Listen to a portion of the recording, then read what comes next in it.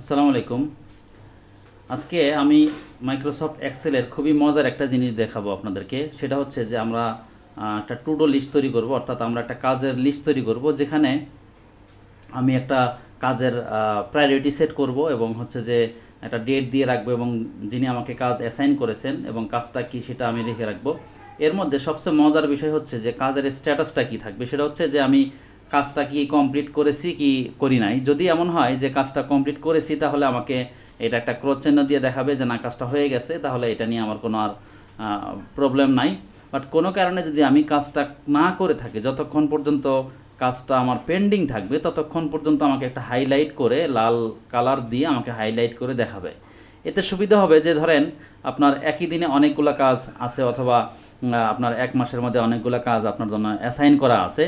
তো অনেক সময় আপনার হয়তো খেয়াল থাকে না যে কোন কোন কাজগুলা আমাকে করতে হবে। সেই ক্ষেত্রে অনেক সময় আমরা যদিও নোটে লিখে রাখি, কিন্তু অনেক সময় আমার এই এক্সেল ফাইলটা যদি থাকে, তাহলে আমি এক নজরে তাকিয়েই বুঝতে পারবো যে আসলে আমার কোন কোন কাজগুলা করা দরকার এবং কোনটা কোনটা আমার হাই প্রায়োরিটি আছে এবং আমার ডেট কবে থেকে দেওয়া আছে, এই জিনিসটা আমি সহজে কিন্তু মানে বুঝতে পারবো। তাহলে আপনার অ্যাসাইন করা কাজগুলো আপনার মিস হওয়ার সম্ভাবনা অনেক কম থাকে। তো এখানে এই কাজটা করার জন্য আমরা যে কাজটা করব সেটা হচ্ছে যে এখানে একটা ড্রপ ডাউন নিব। আমি যদি কাজটা আপনাকে এখানে দেখাই, যেমন আমি যদি এই কাজটা কমপ্লিট করেছি, যদি আমি এখানে পেন্ডিং দেখাই, তাহলে পেন্ডিং দেখানোর সাথে সাথে দেখতে পাচ্ছেন যে আমাকে এখানে লাল কালারে দেখাচ্ছে। আর যদি বলি যে না আমার কমপ্লিট, তাহলে পুরোটাই আমার এই কালার হয়ে এবং একটা এখানে ক্রস চিহ্ন বা কাটা দাগ দেখাবে, যাতে করে কাজটা হয়ে গেছে। হ্যাঁ, তো এই কাজটা দেখতে পাচ্ছেন এখানে একটা ড্রপ ডাউন আছে। তো ড্রপ ডাউনের কাজটা আমরা ডাটা ভ্যালিডেশনের মাধ্যমে করব। আর এই বাকি যে কাজগুলো আছে যে কালার করার, এটা হচ্ছে আমরা পুরাটা কন্ডিশনাল ফরম্যাটিংয়ের মাধ্যমে করব। তো চলেন আমরা একটু প্র্যাকটিক্যালি কাজটা দেখব। তো এই কাজটা দেখি আমরা কিভাবে করতে হয়। তো আমি এখানকার হেডিং যেটা আছে জাস্ট এটা কপি করে নিয়ে অন্য একটা শিটে যাচ্ছি। জাস্ট এই শিটটাকে একটু বড় করে নিচ্ছি। এখান থেকে আমি এটাকে পেস্ট করে দিলাম। সরি, আমার এখানে পেস্ট করলাম। এটাকে একটু বড় করে রাখি, ডাবল ক্লিক করে নেই। আচ্ছা, তো এটাই আমি এখানে সিরিয়াল নাম্বারটা লিখে রাখি, এটা একটু ছোট করে নেই, তাহলে আমার একসাথে দেখতে সুবিধা হবে। এবার আমি হচ্ছে এখানে একটা সিরিয়াল নাম্বার লিখি 1। এটাকে যদি আমি ড্র্যাগ করি, সাপোজ এই পর্যন্ত ড্র্যাগ করলাম, ড্র্যাগ করে এখান থেকে এই যে ফিল সিরিজে গেলেও কিন্তু আমার এখানে সিরিয়ালটা আসে। এখন আমি কাজের প্রায়োরিটি সেট করব, আর এখানে প্রায়োরিটি সেট করি হাই, লো বা মিডিয়াম, এরকম প্রায়োরিটি সেট করব। তো সেটার জন্য আমি এই অংশের মধ্যেই শুধু এটা করব। আপনি যতটুকু করা দরকার এতটুকু আপনি সিলেক্ট করবেন। আমি এই অংশের মধ্যে এই কাজটা করব। সেটা হচ্ছে এখানে আমার ড্রপ ডাউনে ক্লিক করলে বারবার আমার এই লো, হাই এবং আপনার মিডিয়াম এই প্রায়োরিটির কাজগুলো আসবে। তো এতটুকুন সিলেক্ট করে আমি যেটা করব, ডাটা ভ্যালিডেশনে যাব। ডাটা ভ্যালিডেশনে গিয়ে এখান থেকে ডাটা ভ্যালিডেশনে যাব, ডাটা ট্যাব থেকে ডাটা ভ্যালিডেশন। এখানে যাওয়ার পরে এই যে সেটিংসের আন্ডারে এখানে এলও আছে, এখান থেকে এনি ভ্যালু আছে, এখান থেকে আমরা যাব হচ্ছে লিস্টে। হ্যাঁ, এই লিস্টে যাওয়ার পরে এখানে আমরা সোর্সের মধ্যে লিখে দিব আসলে আমি এখানে কি কি দেখতে যাচ্ছি ড্রপ ডাউনে। আমরা চাইলে অন্য একটা জায়গায় লিখে রেখে সেটাকে সোর্স দেখাইতে পারতাম, অথবা আমি যেহেতু 3টা ডাটা বা 2টা ডাটা আমি এখানে লিখতে যাচ্ছি, সাপোজ আমি লিখলাম হাই প্রায়োরিটি থাকবে, তারপরে হচ্ছে কমা দিব, কমা দিয়ে দিলাম লো, এরপরে দিলাম হচ্ছে মিডিয়াম অথবা হাই, মিডিয়াম, লো, যেটাই হোক আপনি দেন, মিডিয়াম দিয়ে জাস্ট ওকে দিব। ওকে দেওয়ার পরে এখান থেকে আমি ড্রপ ডাউনে কিন্তু এগুলো দেখতে পারবো। হ্যাঁ, যে কোনোটা দিলে আমি এখান থেকে দেখতে পারবো। এবার আমি সাপোজ অ্যাসাইনের একটা ডেট দিয়ে রাখি, এখানে হলো আমি 12/12 সাপোজ 2022 দিলাম। যিনি অ্যাসাইন করেছেন কাজটা, উনি সাপোজ ডিরেক্টর স্যার হচ্ছে অ্যাসাইন করেছেন। এরপরে এখানে টাস্কটা হচ্ছে সাপোজ আপনার একটা মিটিং অ্যারেঞ্জ করতে হবে, অথবা ধরেন আপনাকে কোনো একটা ট্রেনিংয়ের অ্যারেঞ্জ করতে হবে, এটা কিছু একটা লিখলেন আপনি। স্ট্যাটাসে গিয়ে এবার আমরা দেখব যে কাজটা কমপ্লিট হয়েছে নাকি অনগোয়িং আছে নাকি আমার পেন্ডিং আছে। তো এইটাও আমি ড্রপ ডাউন থেকে নিয়ে আসবো, কারণ আমার বারবার লেখার প্রয়োজন যাতে না হয়। তো সিলেক্ট করলাম, সিলেক্ট করে ডাটা ট্যাবে যাব।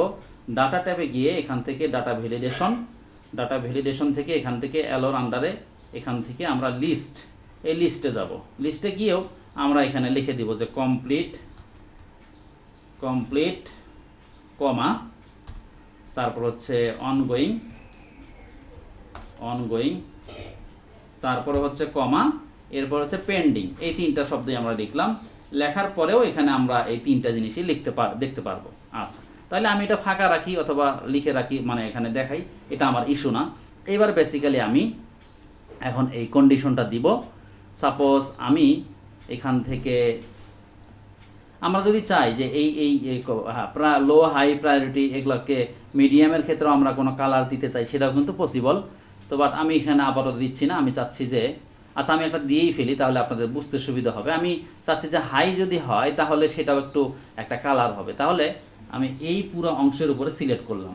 এখানে হাইটা আমাকে আগে দেখাইতে হবে, মিডিয়াম আগে দেখাইতে হবে, কাজটা অ্যাপ্লাই করার সময় সেটা না, আমি জাস্ট সিলেক্ট করলেই হবে। এখন সিলেক্ট করে আমি যেখানে যাব সেটা হচ্ছে কন্ডিশনাল ফরম্যাটিংয়ে যাব। কন্ডিশনাল ফরম্যাটিংয়ে গিয়ে এই হাইলাইট সেলস রুলস, এখান থেকে টেক্সট দ্যাট কন্টেন্টস এখানে ক্লিক করব। এখানে ক্লিক করার পরে আমি এখানে দিতে যাচ্ছি হাই।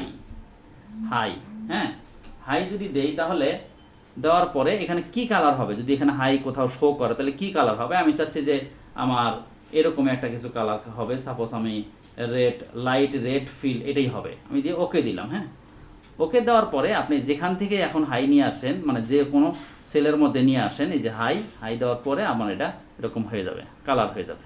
তো আমরা চাইলে লো এবং মিডিয়ামের উপরেও অ্যাপ্লাই করতে পারবো সেম ওয়েতেই। আচ্ছা, আমি বাকিগুলো আর করতেছি না।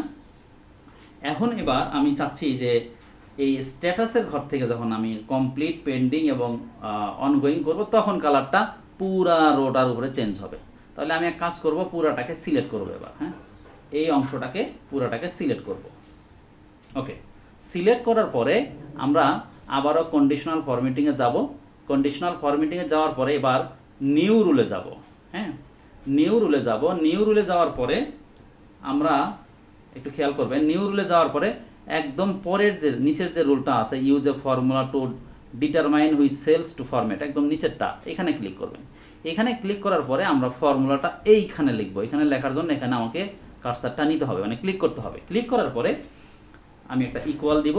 ইকুয়াল দেওয়ার পরে আমি কাজটা কোথায় অ্যাপ্লাই করব, আমার এই স্ট্যাটাসের ঘরে অ্যাপ্লাই করব। হ্যাঁ, স্ট্যাটাস এই যে এইখানে।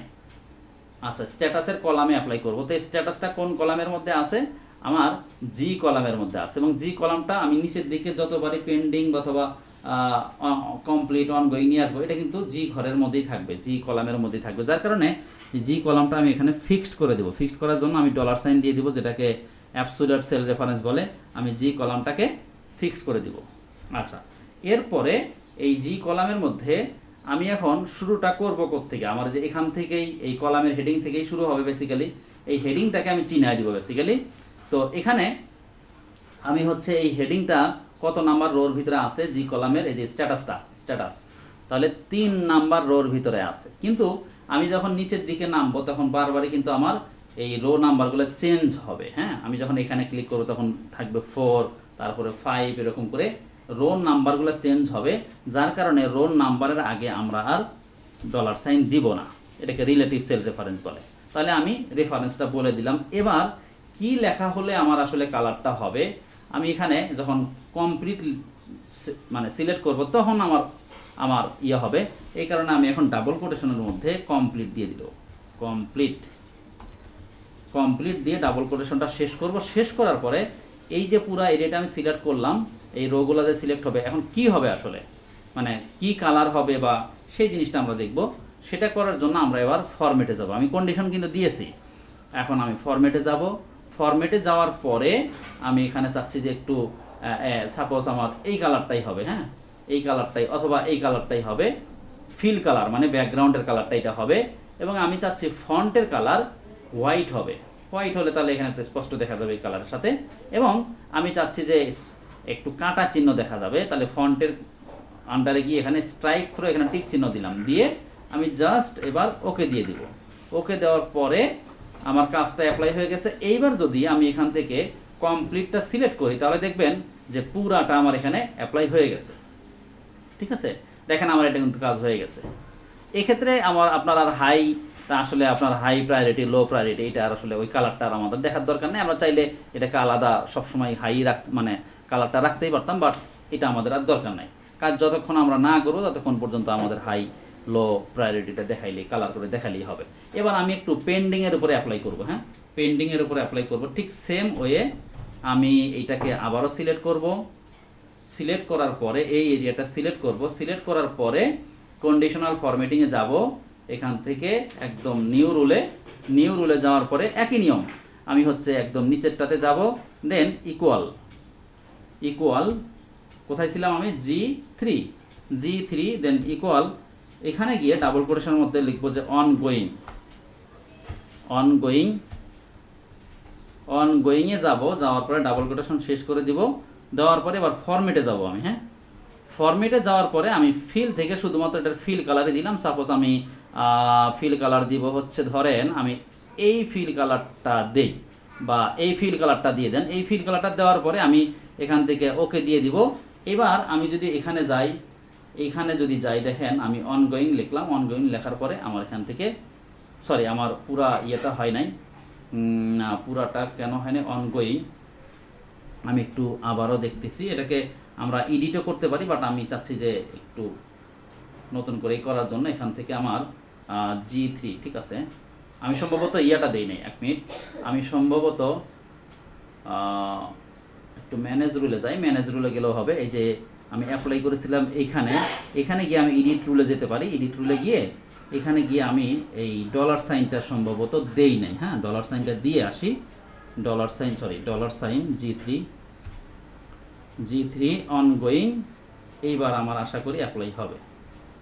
এই যে এবার হয়ে গেছে। হ্যাঁ, ওইটা আমার ডলার সাইনটা দেওয়া ছিল না, ফিক্স করা ছিল না। আচ্ছা, এবার আমরা সেম ওয়েতে একটু পেন্ডিংটা দেখব। পেন্ডিং সেম ওয়ে, পেন্ডিং এখানে গিয়ে আমি আবার কন্ডিশনাল ফরম্যাটিংয়ে যাব। নিউ রুল থেকে সবার শেষের রুলটা, এবং এখানে গিয়ে আমরা কোন ঘরের মধ্যে করব, কোন কলামে করব, ইকুয়াল আমরা ডলার সাইন G3 ইকুয়াল, এখানে যখন লেখা থাকবে পেন্ডিং, তখন এই জন্য আমি ডাবল কোটেশনের মধ্যে লিখলাম। পেন্ডিং লেখা থাকলে কি হবে, এই ফরম্যাটে গিয়ে সেটা আমি বলে দিব। ব্যাকগ্রাউন্ডের কালার হবে লাল, মানে ফিল কালার, আর ফন্টের কালার হবে হচ্ছে সাদা। তাহলে আমি স্পষ্ট এটা দেখতে পারবো। এবার ওকে দেই। এবার গিয়ে এখান থেকে আমি পেন্ডিং সিলেক্ট করি। দেখেন পুরো অংশটা আমার লাল হয়ে গেছে। তো এখানে আমি আরেকটা কাজ অ্যাসাইন করি। সাপোজ আমি লো অথবা মিডিয়াম যেটাই করি। এবার এটা গিয়ে আমি এখানে দেই হচ্ছে ধরেন 11, তারপরে হচ্ছে আপনার 11ই দেই, এটা দেই, এইটা তারপরে হচ্ছে 2022 দেই। দেওয়ার পরে আমি দিলাম এটা ইডি স্যার আমাকে অ্যাসাইন করেছেন, এবং এটা হচ্ছে আমার একটা মিটিং অ্যারেঞ্জ করার জন্য বলছিলেন।